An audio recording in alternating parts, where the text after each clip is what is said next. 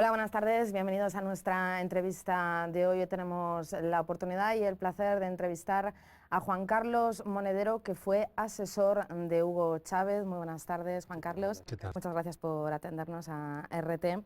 Quería comenzar esta entrevista preguntándote ¿cómo conociste a Hugo Chávez? Bueno, pues a través de sus enemigos. En España, después de 40 años de dictadura, la lectura que hacíamos de Chávez y el proceso bolivariano era inicialmente crítica, puesto que habíamos comprado la versión de que se trataba de un militar más latinoamericano que había participado en un golpe y por tanto en nuestra tradición no parecía relevante, ¿no? Hasta que los enemigos de Chávez a mí me empezaron a llamar mucho la atención. Una persona que enfadaba a los Estados Unidos, que enfadaba al Vaticano, que enfadaba a la oligarquía, que enfadaba a los organismos financieros internacionales, debía estar haciendo algo muy bien. En el entorno del golpe vimos claramente que Chávez estaba siendo cuestionado por la derecha tradicional. Y en aquel momento yo trabajaba en Izquierda Unida y en el Parlamento hicimos una pregunta que obligó a José María Aznar a reconocer que lo que había hecho Carmona Estanga era un golpe de Estado. Y eso impidió que la Unión Europea reconociera a su vez el golpe. Y bueno, pues eso generó una corriente de simpatía también del presidente Chávez y de la revolución hacia nosotros. Un mes después el presidente fue a Madrid a intentar reconstruir las relaciones, puesto que el gobierno español había colaborado en el golpe. Y ahí pues ya nos conocimos y bueno, pues yo creo que nació una relación de respeto mutuo y en mi caso de admiración. Me comentabas antes que trabajaste codo a codo con él durante 2 años, aunque tu labor se mantuvo hasta prácticamente en la actualidad. Asesor de Chávez, ¿Chávez se dejaba asesorar? Sí, por supuesto, por supuesto. Y, y por mucha gente y con mucho criterio, ¿no? Una de las cosas que siempre nos sorprendió a la gente que trabajamos con él era su enorme inteligencia, su perspicacia, su astucia, su sensibilidad. Él podía escuchar muchos argumentos y se quedaba con el que entendía que era el más correcto y lo reelaboraba desde su propia perspectiva, ¿no? Y yo creo que eso también formaba parte de su magia, ¿no? De ser capaz de ver un abanico muy amplio de posibilidades y acertar cuál era la correcta. Por supuesto, con mucha más lucidez que los asesores, ¿no? Estamos acostumbrados a ese Chávez carismático, con un discurso muy contundente, a veces quizás un poco diplomático, ¿no? Pero ¿realmente Chávez era así o esa era la imagen que él intentaba representar de sí mismo? Yo creo que los medios decidieron, por responder a los mandatos de sus amos, acabar con el proceso bolivariano y entendieron que acabando con el presidente Chávez iban a acabar con el proceso y empezó una campaña muy fuerte de estigmatización del presidente. Primero hay que recordar que intentaron acabar con el presidente de todas las maneras que se habían intentado en América Latina, con golpes de Estado, incapacitaciones, invalidaciones, a través de una contra, con desabastecimiento, pero todas habían sido inútiles en el caso de Venezuela. Y como última instancia, una vez que incluso fracasó el golpe de Estado tradicional, los medios se encargaron de estigmatizar al presidente a ver si así conseguían separarlo de su pueblo o aislarlo internacionalmente. Hace 3 días que estaba en Madrid en un debate, presentaron un resumen del presidente Chávez y el periodista de una cadena importante de España decía, bueno, un retrato objetivo de Chávez. Y yo le decía, ¿cómo que objetivo? De repente, el presidente Chávez, en un intento de recuperar a México para el continente latinoamericano, México un país demasiado cercano de los Estados Unidos y demasiado lejos de Dios, ¿no? Como decía un clásico mexicano. El presidente Chávez quería que bajase a la UNASUR, quería que bajase a la relación con la nueva Latinoamérica que se estaba inventando. Y para ello se pone un gorro mexicano y canta una ranchera, como una forma de acercarse a ese pueblo, igual que uno puede ir a Grecia y bailar una canción tradicional o ir a Rusia, ¿no? Y compartir con el pueblo ruso sus tradiciones, ¿no? Claro, el presidente hace eso y cortan la escena, y en España, como los sombreros mexicanos y las rancheras están asociadas a la fiesta, al alcohol, al desmadre, pues no se les ocurre otra cosa que insistir en esa imagen para presentar al presidente Chávez como si fuera, pues eso, un bufón, como dice hoy Vargas Llosa, ese gran escritor y patético, ¿no?, demócrata. Los medios de comunicación, ya digo, han insistido constantemente en intentar cortar trozos, ¿no?, de algo que tenía sentido en el contexto para presentar la imagen de un presidente Chávez enajenado, pero no lo han conseguido, ¿no? Hoy hemos visto que van 3 días con el pueblo en la calle por sus propios medios. Gente que se lo ha pagado de su bolsillo, gente muy humilde, que se ha pagado de su bolsillo venir de todas partes del país porque quiere ver a su presidente. ¿En qué momento se diluye esa relación de un asesor con el presidente? Me refiero desde el punto de vista en qué momento se cruza la línea, ¿no?, del trabajo con lo personal, y además todo ello entremezclado con un punto de vista subjetivo. Quiero decir, ¿tú estabas de acuerdo con todas las decisiones que tomaba Chávez? Un asesor tiene que cumplir 3 funciones. Es un escriba, es decir, escribe textos, documentos, conferencias, notas. Un buen asesor también es un sparring, es decir, es con el que vocea su asesorado para ver en qué medida los argumentos tienen fuerza, no tienen fuerza, y ahí es muy importante que tú puedas contrarrestar a tu asesorado. Con el presidente Chávez eso es muy difícil, ¿no?, porque su fortaleza, y yo creo que ahí sí que yo tuve la fortuna de poder trenzar una relación especial, ¿no?, porque entendí siempre que una buena tarea de asesoramiento no tiene que ser amable en lo personal, sino que tiene que ser amable en lo político. Y en lo político era que lo que yo pudiera pensar fuera útil para el proceso revolucionario. Y la última tarea de un asesor es ser bufón. El bufón, como sabemos por las obras de Shakespeare, es el que le puede decir al rey todo, ¿no?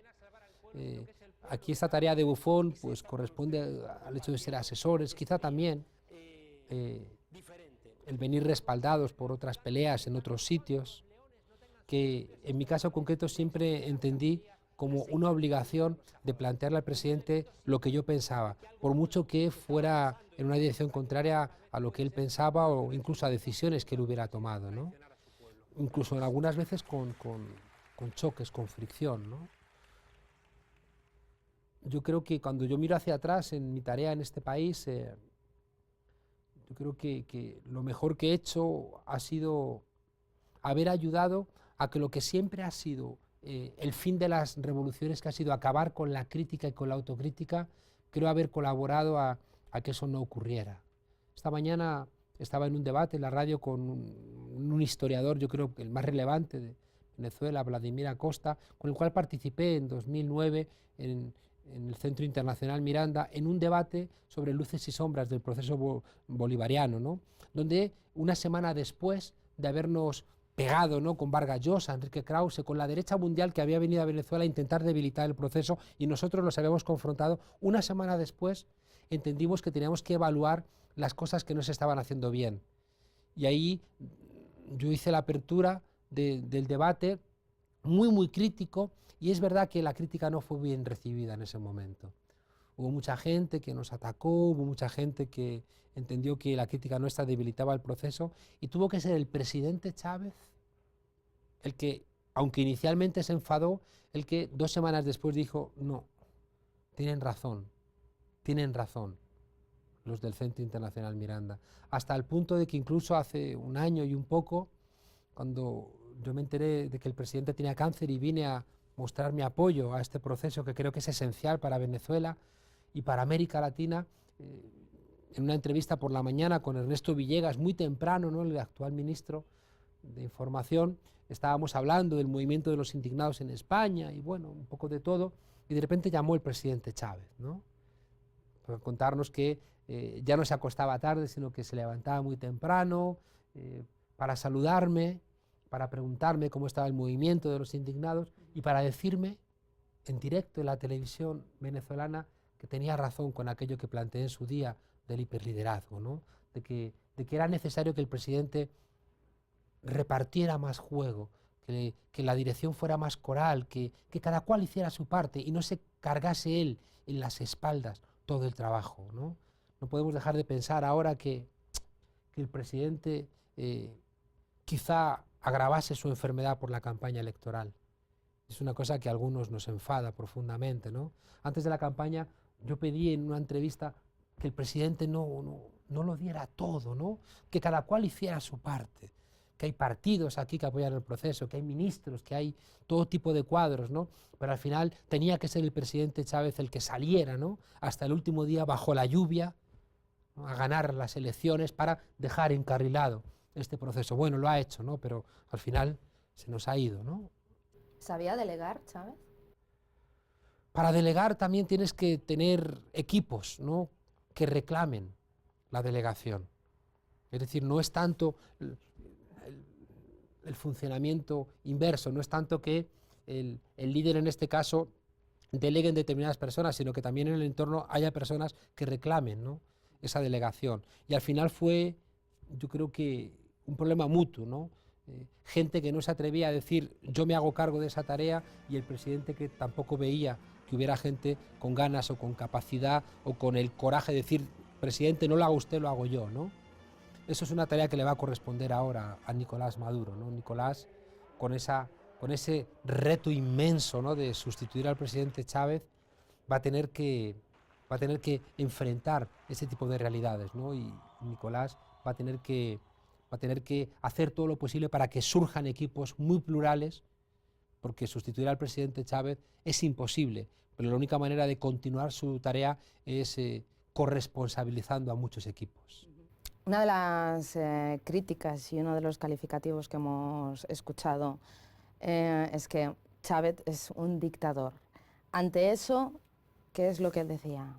Pero constantemente procesos electorales, ¿no? Con el grueso de los medios de comunicación en manos de la oposición. Yo invito a la gente a que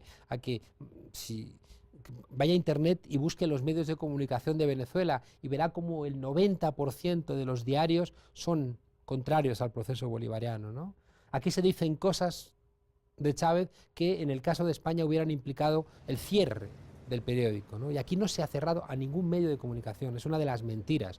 Aquí lo único que se hizo fue no renovar la concesión a una televisión que había sido golpista, que lo que había que haberse hecho es cerrado cuando el golpe, porque esa televisión fue el canal de los golpistas, y había que haber encarcelado a todos los sinvergüenzas que utilizaron un bien público, que es la información, para dar un golpe de Estado. No se hizo en su momento y después, cuando se agotó la concesión, no se le renovó, y eso lo presentan como si fuera un cierre, como siempre mintiendo en esa dirección.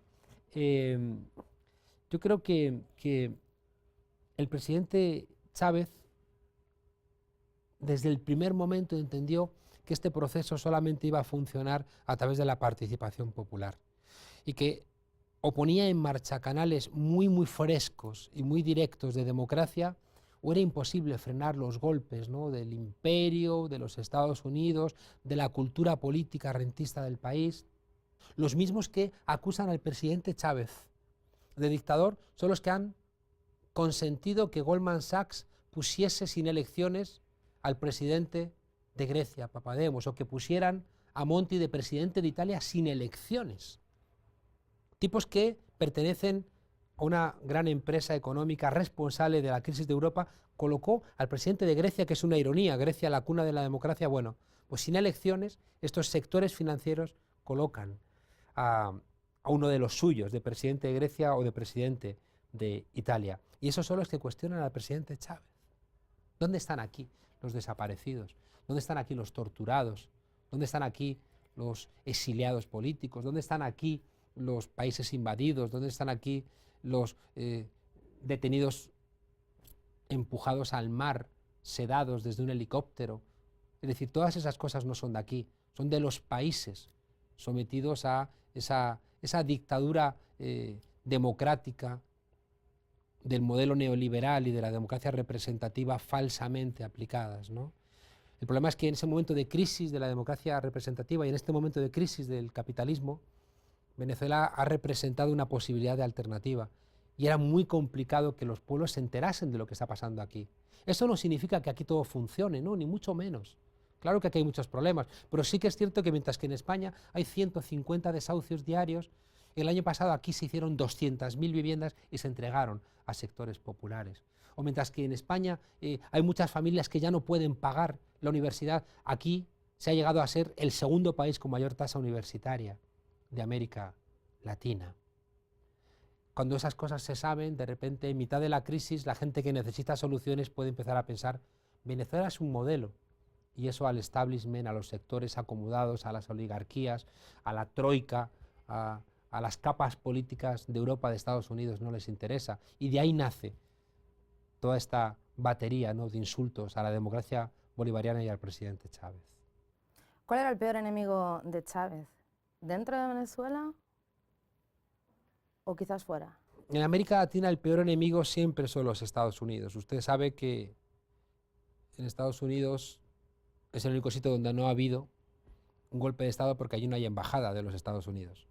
Creo que esta constante invasión durante el siglo XX de Estados Unidos hacia lo que consideraba su patio trasero, o se frenaba o existía la condena de no poder inventar una nueva realidad. Y eso tiene desde el primer momento también en el presidente Chávez un norte muy claro, ¿no? El presidente Chávez entiende que va a ser imposible construir la democracia en Venezuela si no viene acompañada de la democracia en el resto de los países de su entorno. Y en ese sentido Chávez desde el primer momento va a ayudar a Lula. Lula adoraba al presidente Chávez. Lo hemos visto llorar antes de ayer, ¿no? La gente que intentó decir, no, está la democracia carnívora, que es Chávez, y la democracia vegetariana, o la izquierda vegetariana, perdón, que es Lula, y la izquierda carnívora, que es Chávez, ¿no? Que era una mentira, porque ya digo Chávez. En toda esta construcción de intentar fragmentar América Latina, Chávez entendió que solamente a través de una nueva unidad latinoamericana iban a poder levantar la cabeza los países del sur, ¿no? Y allá es que se puso en marcha, primero ayudando a los países del entorno, ¿no?, que es lo que ha conseguido que no solamente cualquier ciudadano de América Latina hoy sepa cómo se llaman los presidentes de los demás países. Pregunten ustedes en Europa si un ciudadano de Madrid sabe cómo se llaman los presidentes del resto de la Unión Europea, ¿no?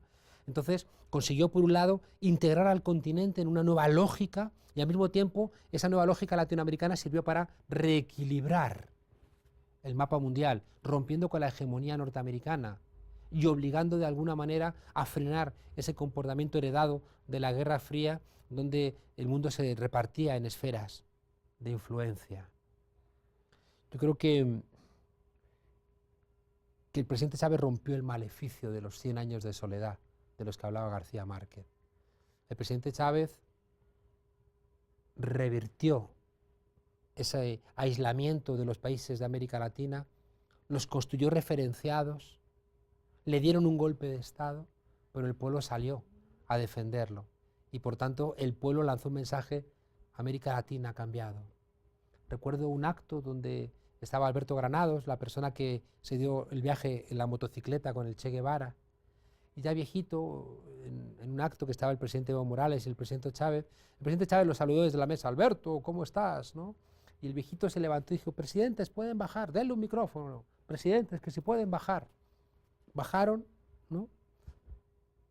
Y el viejito, yo estaba allí, lo pude escuchar, y el viejito les dice: presidentes, ¿les puedo dar un abrazo? Claro, entonces les abraza y les dice, así bajito, les dice: si estuviera aquí el Che Guevara, lloraría de la emoción de ver cómo ha prosperado la integración latinoamericana, que él nunca lo hubiera imaginado. Gracias, presidentes.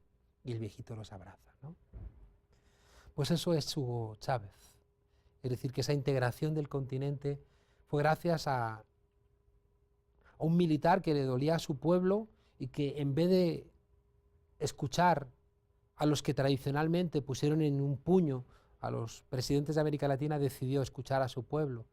Y no le tuvo miedo a los Estados Unidos, ni le tuvo miedo a los que desde el primer día le fueron con los nombres de los ministros que tenía que nombrar, y no le tuvo miedo al Papa, ¿no?, de este Vaticano corrupto, como luego hemos visto, que siempre trabajaba, ¿no?, para los poderosos y no soportaba que, después de haberle roto desde el Vaticano la columna vertebral a la teología de la liberación, aquí surgiera un presidente que volvía a confiar en un Cristo de los pobres, en un Cristo con fusil, en un Cristo de la teología de la liberación, después de que habían apoyado al Opus Dei, a los Legionarios de Cristo, a esas organizaciones de pederastas y de gente enriquecida.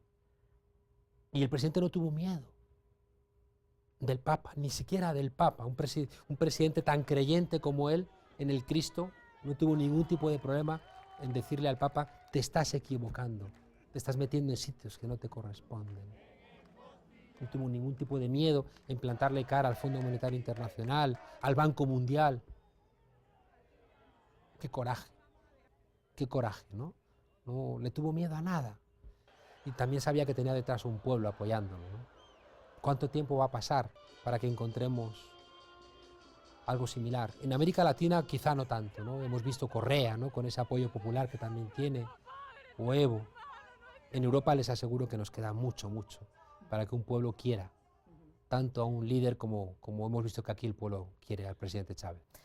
¿Cómo ha sido tu relación con Chávez durante este último periodo, cuando él ha estado enfermo? ¿Cambió mucho Chávez durante esta última etapa? No. Es decir, que cuando yo regreso desde Madrid a mostrar mi apoyo al proceso, ¿no?, y en un momento en donde, cuando él había anunciado su enfermedad, que supuso un shock, ¿no?, una conmoción, y yo entendí que como una persona que ha estado muy implicada con este proceso, era mi obligación venir y decirle al país: estoy aquí con vosotras y con vosotros, adelante, presidente, fuerza, cuídese, cúrese, esperamos, ¿no? Y mi sorpresa es que el presidente llama por teléfono, ¿no? Y ahí charlamos y ahí me dice que hablemos, ¿no? Después, y retraso mi regreso a Madrid. El presidente Chávez ahí lo que entra es en una carrera, ¿no?, contrarreloj, porque él estaba convencido de que se iba a curar, y de hecho se curó, ¿no? Pero el cáncer a veces es muy traidor, ¿no? Entonces él ahí empieza a darse cuenta, ¿no?, de que a lo mejor tenía que haber hecho más hincapié en la construcción, ¿no?, de más equipos, ¿no?, de como yo le dije un día, que el gran éxito de él tenía que ser que hubiera 100 Chávez, ¿no?, dispuestos a sustituirlo y a poder ser de los 170 mujeres, ¿no?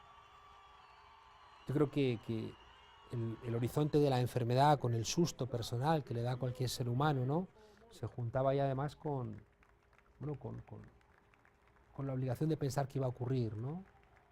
Ayer decía el presidente encargado, Nicolás Maduro, nos recordaba cómo el presidente les decía muchas veces: ¿qué vais a hacer si yo me muero?, ¿no? Cuando les regañaba, ¿no?, para que no esperasen que él fuera el que lo solventara todo, ¿no? Y cómo el presidente les exigía, ¿no?, que fueran un equipo con capacidad de respuesta propia, aun en la ausencia del presidente.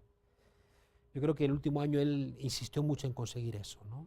Él se puso un poquito más de lado para permitir que Nicolás Maduro se elevase, Diosdado se elevase, Elías Jawa se elevase, y que todo el mundo asumiera su parte de responsabilidad. Chávez, como decía Fidel Castro, no podía seguir siendo el alcalde de toda Venezuela, ¿no? Y ya le correspondía descansar un poco, ¿no?, y permitir también que después de 13 años hubiera un grupo político con la capacidad, la fuerza, el coraje y el amor popular como para hacer la tarea que tradicionalmente había hecho el presidente. Yo creo que ese último año él se dedicó a reforzar a esos equipos. Durante esta última semana se han levantado de nuevo las críticas por estas interpretaciones de la Constitución en diferentes aspectos. ¿Se están haciendo las cosas bien? Pues por supuesto, ¿no? Por supuestísimo. Es gente que es incapaz, ¿no?, de haber ganado al proceso bolivariano en las urnas, y siempre ha intentado ganarlo fuera de las urnas, ¿no? Y es muy curioso que los que siempre adversaron a la Constitución, los que se opusieron a la Constitución, los que dieron un golpe de Estado contra la Constitución, hoy erigen la Constitución con una interpretación espuria, falsa, torticera, para intentar quitarle legitimidad a Nicolás. El artículo 233 está muy claro y en la toma de posesión de Nicolás, el presidente de la Asamblea Nacional, Diosdado Cabello, lo explicó. El presidente Chávez, antes de entrar en quirófano, dijo: agarren la Constitución, abran el artículo 233. Y Nicolás Maduro decía: es verdad, nunca lo hemos leído. O sea, ellos nunca habían leído el artículo de la sustitución del presidente porque no estaba en el horizonte mental de nadie. Y de repente tienen que leer el artículo 233, ¿no? Y el presidente Chávez dice: léanlo bien. Y entonces el presidente Chávez es el que les dice: miren, si a mí me pasa algo, si yo fallezco, lo que va a ocurrir es esto, ¿no? Que hay una continuidad, que después lo va a zanjar así el Tribunal Supremo, hay una continuidad de manera que la toma de posesión se convierte en un acto formal, cosa que conviene que la gente lo entienda. El Tribunal Supremo efectivamente zanjó que había una continuidad, que el presidente Chávez llevaba siendo presidente en el mandato anterior y que por tanto era presidente electo, ¿no? Y al ser presidente electo, el artículo 233 es absolutamente nítido. Le corresponde, si hay una falta absoluta dentro de los primeros 4 años, al vicepresidente ejecutivo le corresponde asumir la presidencia como encargado y tiene que convocar elecciones, el Consejo Nacional Electoral, en 30 días. ¿Qué es lo que ha ocurrido? Te quería hacer una última pregunta. Chávez en el 2009, y te lo leo literalmente, dijo que un cuerpo insepulto y exhibido mostraba la descomposición moral del planeta. O sea, viene a decir que a él no le hubiera gustado que lo embalsamaran. ¿Por qué se ha tomado esta decisión? ¿O él en los últimos días No, comentó algo? no, él no, seguro que no. Eso es una decisión, ¿no?, del gobierno. A mí no me gusta tampoco. Yo creo que a él no le gustaría. Pero también es cierto que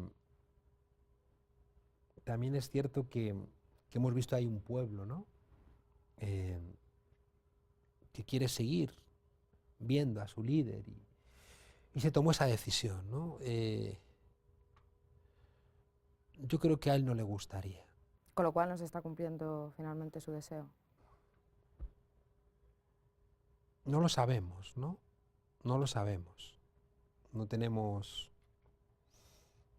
ninguna certeza al respecto, ¿no? Uno puede interpretar que el presidente Chávez, embalsamado, se convierte en un referente para un país que entiende que hay un antes y un después de su figura y quiere, ¿no?, referenciarse respecto de él en un mausoleo, igual que hubo gente que fue fundadoras, ¿no?, de repúblicas. Lenin fue fundador de repúblicas, Mao fundó repúblicas, Ho Chi Minh fundaron repúblicas, ¿no? Son personas a las cuales les debemos mucho respeto.